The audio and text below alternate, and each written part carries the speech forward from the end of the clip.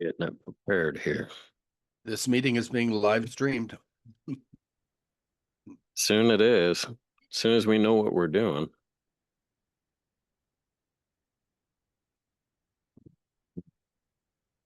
Showing a cough drop. So I like that. yeah, I really don't want to cough into the mic. You know?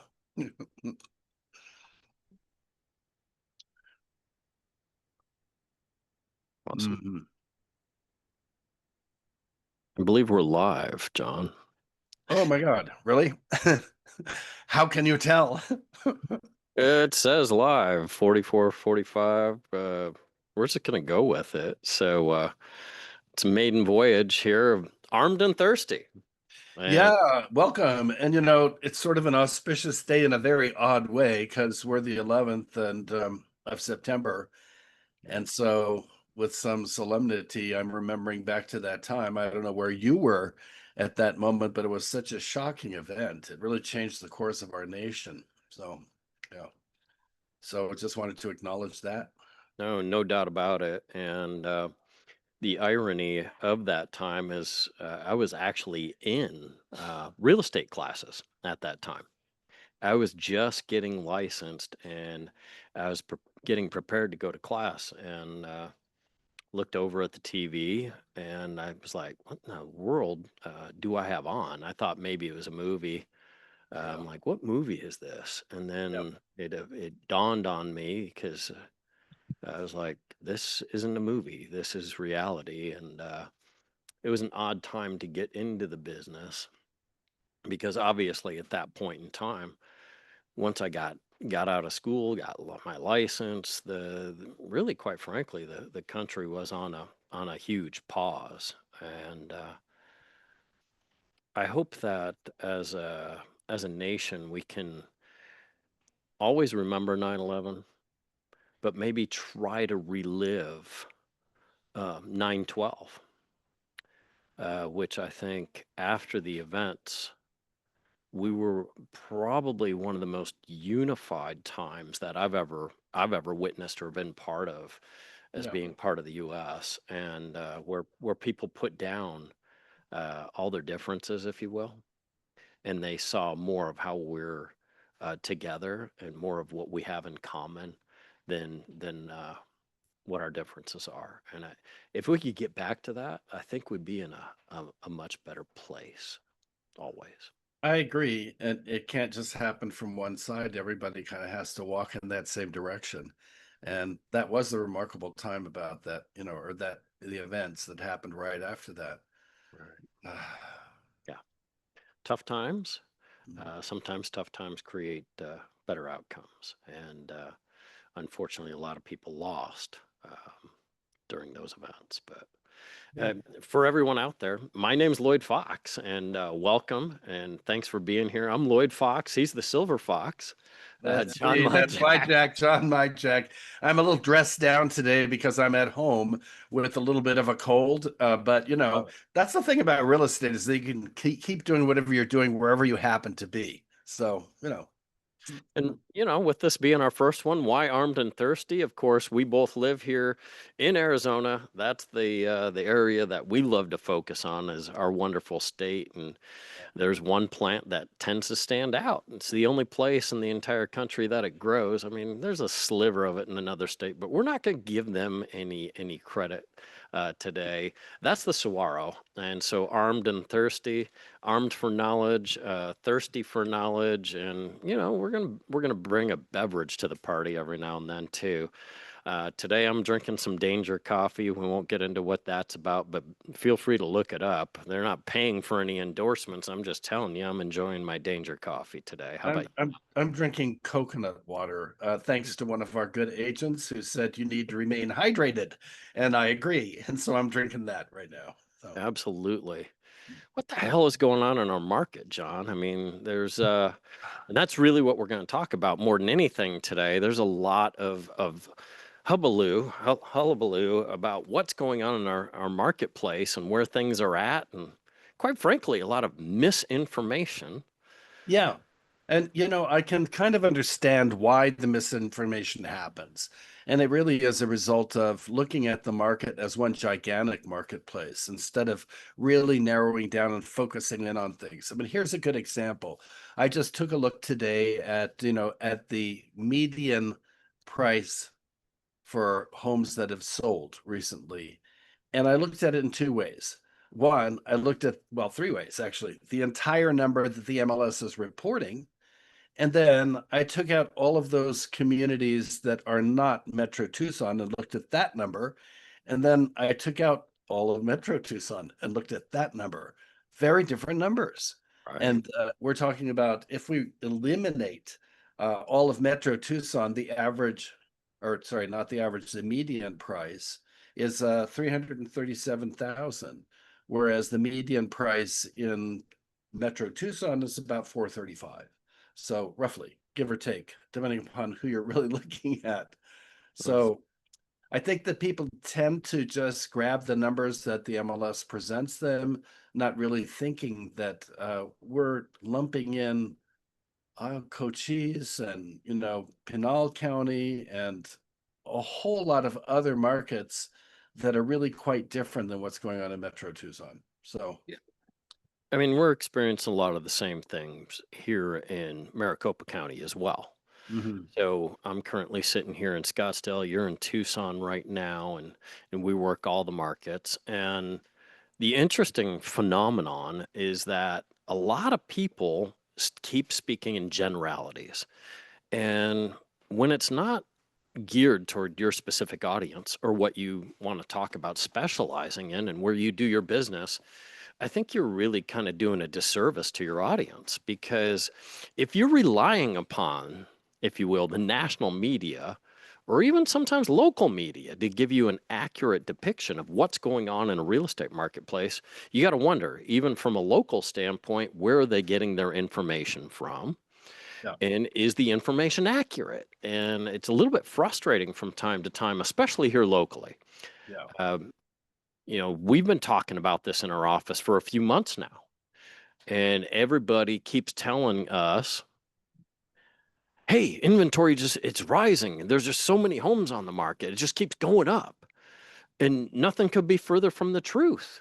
yeah, But people keep being an echo of what they're hearing rather than digging into the information. And here, Maricopa County, single family homes, since the middle of May to yesterday, we're down more than 10% in inventory. And nobody's talking about that. yeah, And nobody's talking about one of the false inflationary things that happens with our inventory over time.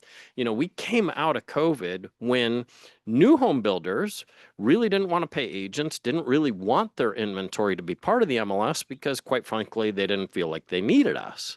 But then you fast forward to now, and it's almost 15% of what we see in the MLS is new homes and don't because we now they see need that us. on a regular basis? We see this. It's like, okay, we're not paying you guys anything Right. because we don't need you when they don't need us, and then when they need us, it's like, please come, please, be a part of this. And yeah, It's this like a is a this gone on and on over the years, many times. Mhm. It's like a bad girlfriend. you know, I I often need you say when I that, need you, but I don't need you all the time. yeah, I don't need you now. Absolutely. I just don't know how we get people to get into a space where they start doing their own work, where you really analyze the marketplace that you're responsible for. Right. People are relying upon us as practitioners.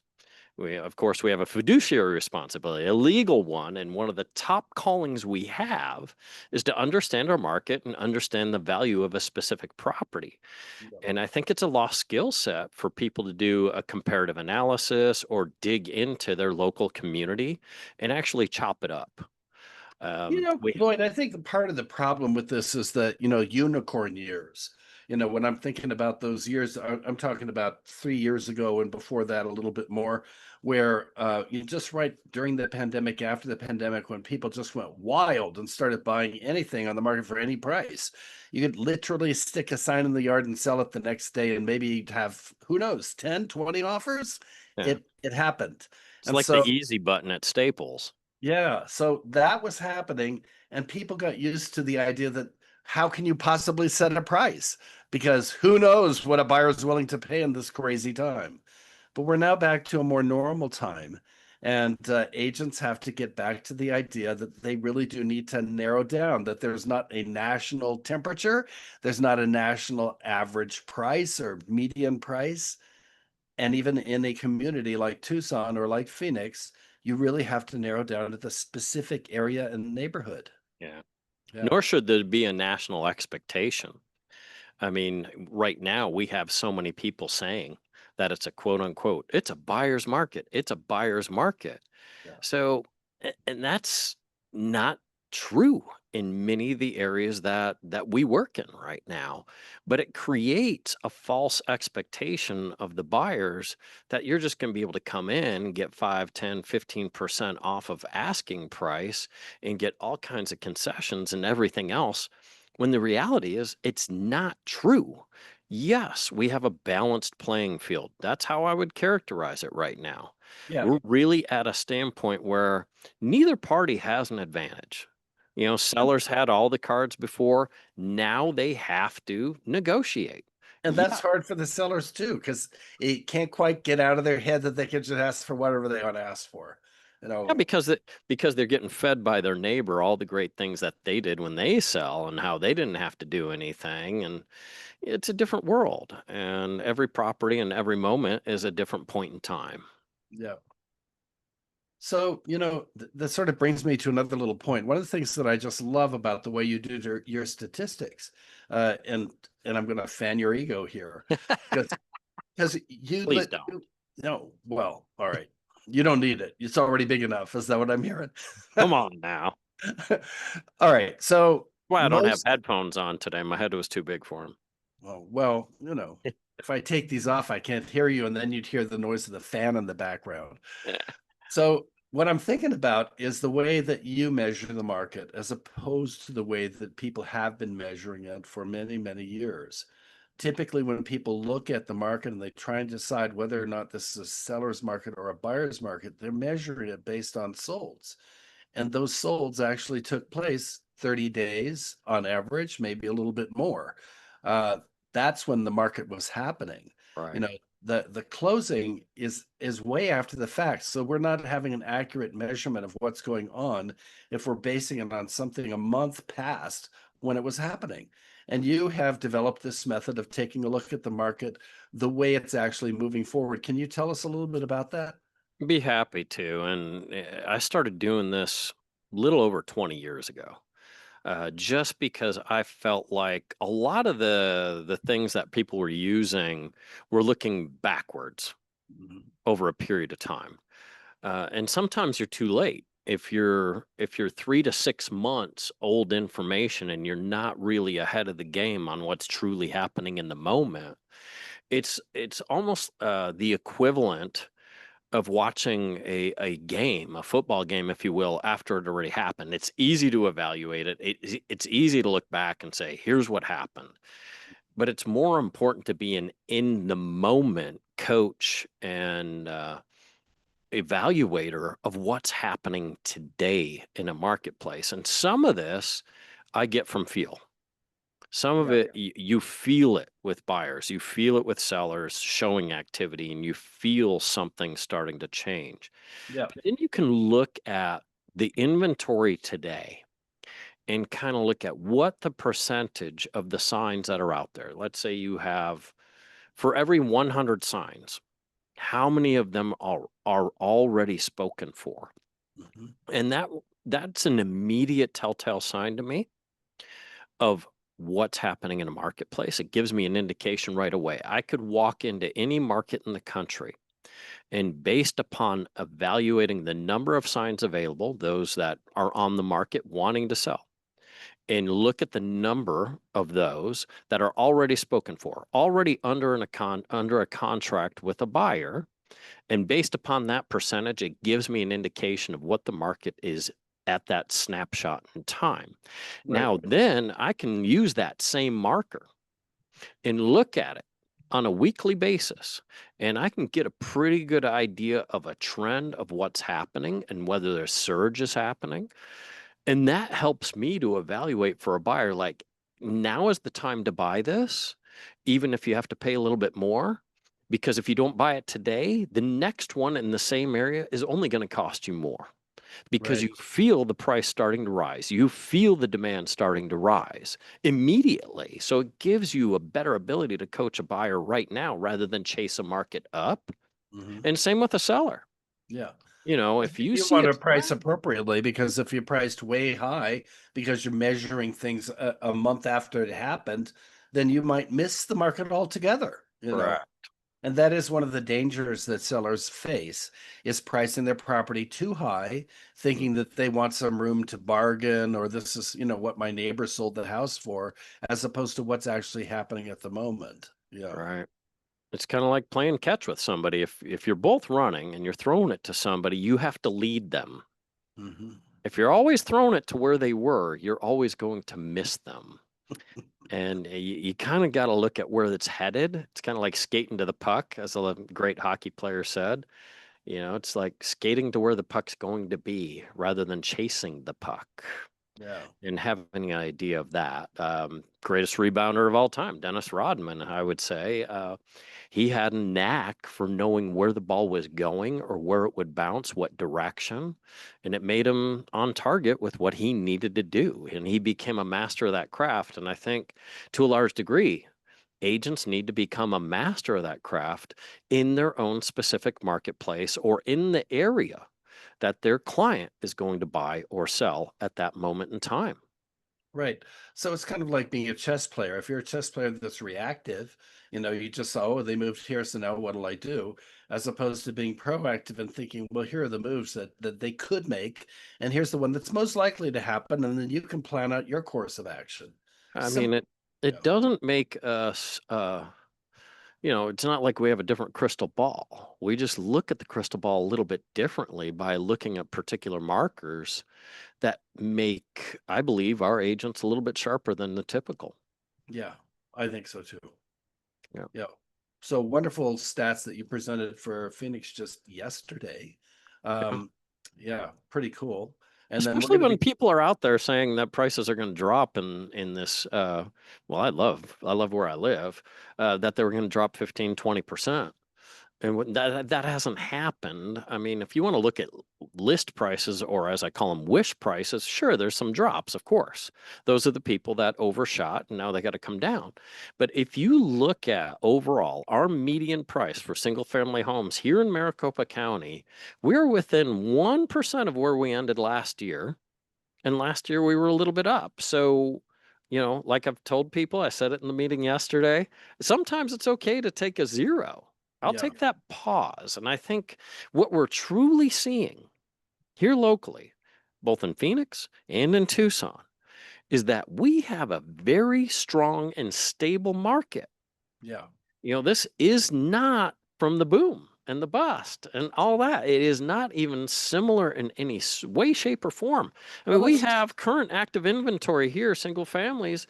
We're around the, below 13,000 here.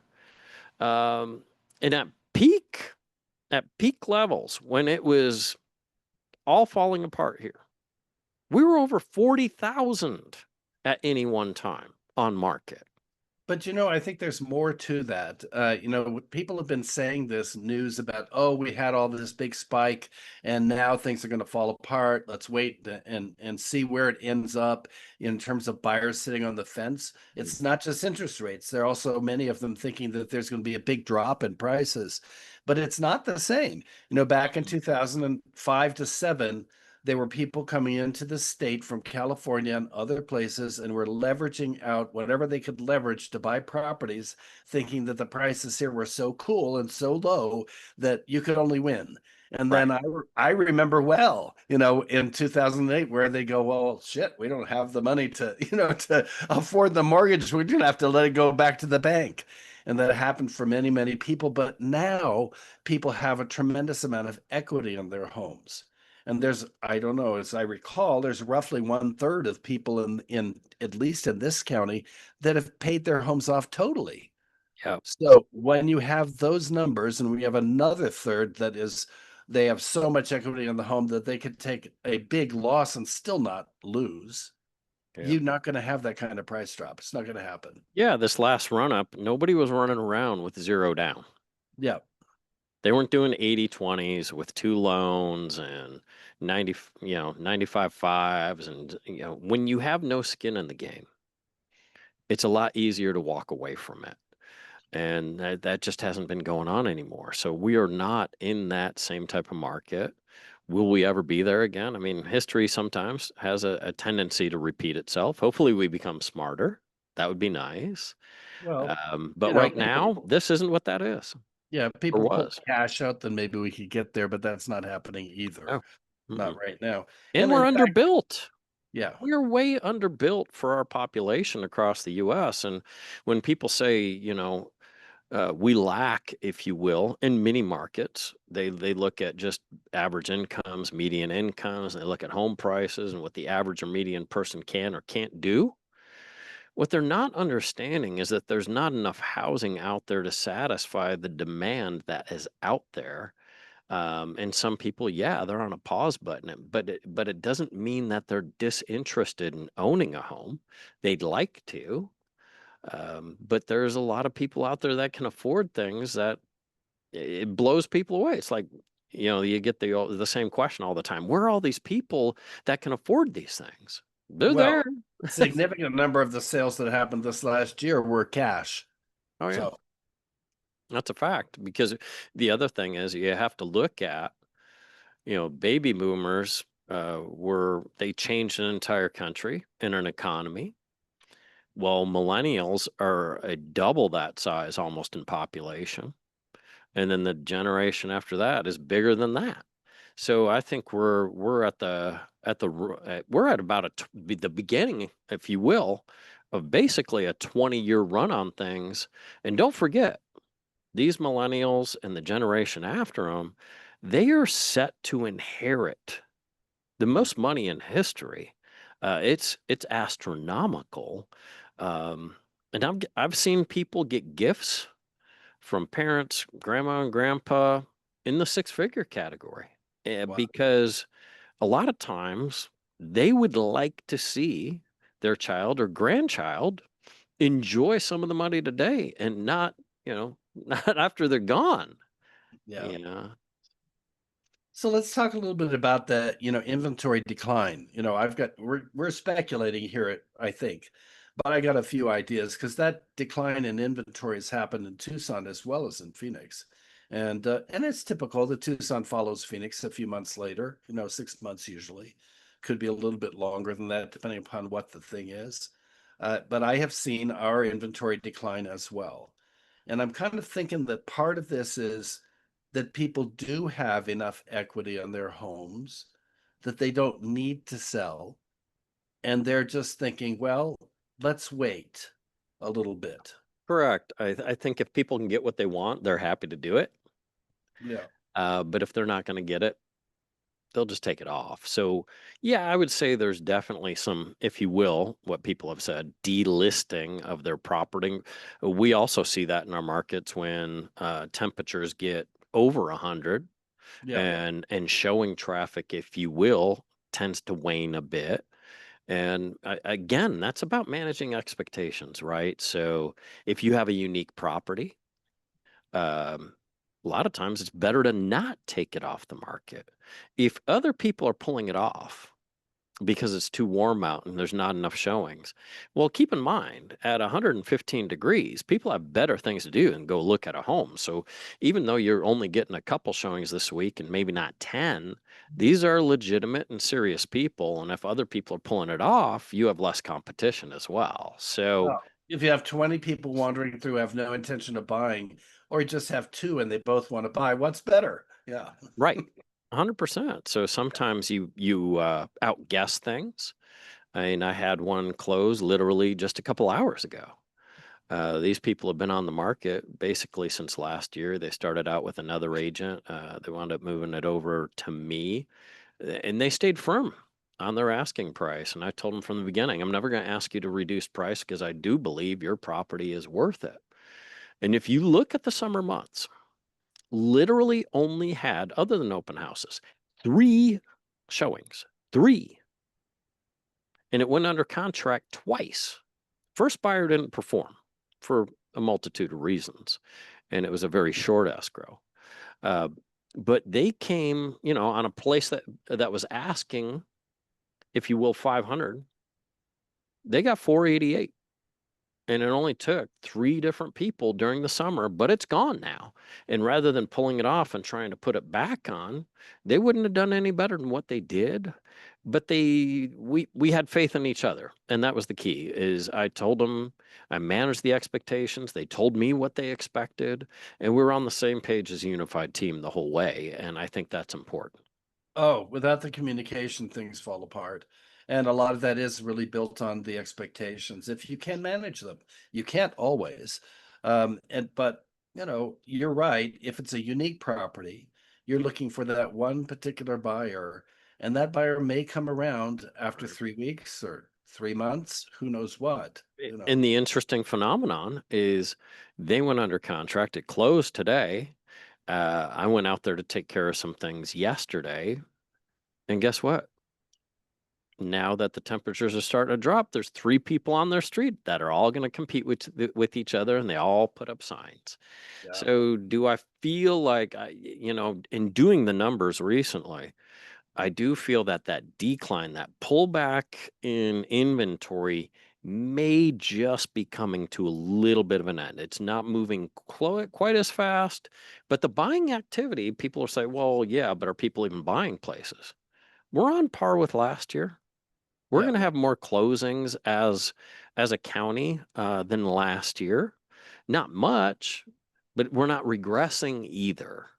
Yeah. So, You yeah. know what I've noticed lately is that there's sort of two different camps in the real estate agents that are out there. And one camp is saying there's no business, everything has fallen apart. I'm not making any money, and I don't know, maybe I should even get out of this profession. And the other camp is like, what are you talking about? I'm doing as good as I ever have. And a lot of that has to do with the mind. If you think 100%. the market is bad, you're going to find the evidence to prove it. If you think the market is good, you're going to find the evidence to prove it. And your attitude makes a huge difference.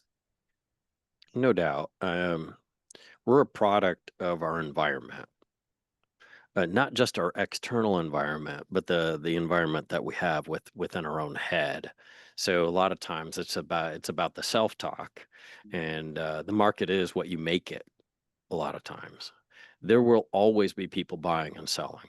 The question is, are you mentally prepared to do the best that you can, show up, be positive about things, and make things happen? Because in this industry, as an entrepreneur, you need to go out and make things happen. They don't happen on their own. Oh, yeah, there's no manna falling from heaven. That's true. Yeah. Yeah. Well, Well, John, I think we're at a good point to wrap up. And for thank you to everybody listening live today, or even if you're watching the recording. Please like and share, subscribe if you will. We're going to be doing this on average about once a week. We yeah. might be in a different location every single time. It may be at a different time of day, and we might be drinking different things too. We And may it be won't always together. be We may about be. the stats. No, no. I mean, it's going to be about business. It's going to be about life, and we're just going to have a lot of fun. So, Yeah. and I hope people will enjoy the ride. Lloyd, thank you. This has been a pleasure, and I'm looking forward to the next one. Yeah. Thank you, John. All the best. Everybody have a great day.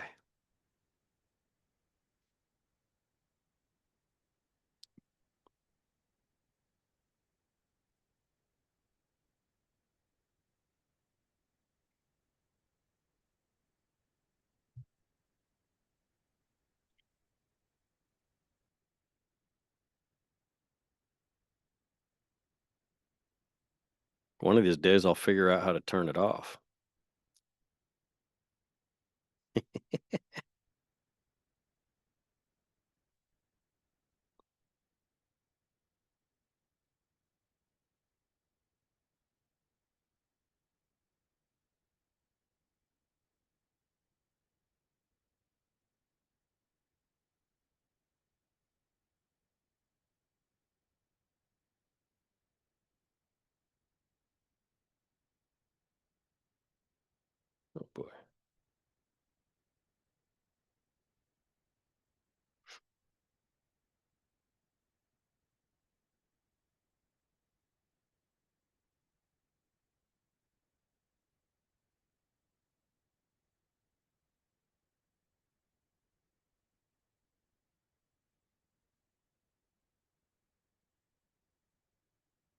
You could hear me.